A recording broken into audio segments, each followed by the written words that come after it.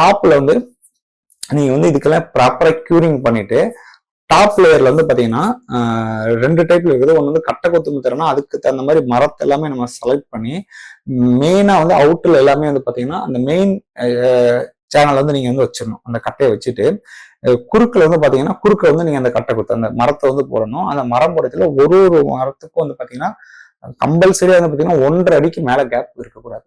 Maximum அந்த 1.5 அடிக்குள்ள ஒரு கட்டையா நீங்க அடுக்கி வச்சுட்டு வரணும்.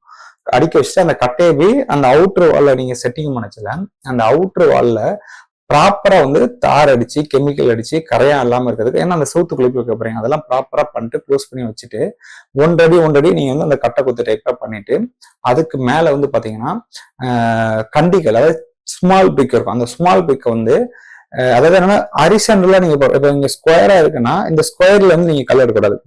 கிராஸ் டைப்ல எங்க ஒரு இடத்துல ஷார்ட்டா இருக்கும், போக போக பெருசாகும், அப்புறம் ஷார்ட் ஆகும். அந்த கிராஸ் டைப்ல நீங்க இந்த கண்டிகள்ல வந்து பாத்தீங்கன்னா கண்டிகள் கூட சுண்ணாம்பு, கருப்பட்டி இல்ல வெல்லம் இதெல்லாம் வந்து மிக்ஸ் பண்ணி ரெடி பண்ணிட்டு சிமெண்ட் யூஸ் பண்ணாம ஒரு கல்லையும் நீங்க வந்து பேஸ்ட் பண்ணி அதாவது இந்த சீட்டு கட்டு மாதிரி இப்போ சீட்டு கட்டை வரிசையை அடிக்க வச்சுட்டே வரும். ஒரு சீட்டு கட்டத்தெல்லாம் அப்படி வரிசையா வரும் பாத்தீங்கன்னா அந்த டைப்ல அங்கே வந்து அந்த லோடு வந்து ஈவனா ஸ்பிட் ஆகணும். ஸ்டார்டிங்ல சிறுசா இருக்கும், அப்படியே பெருசா வரும்.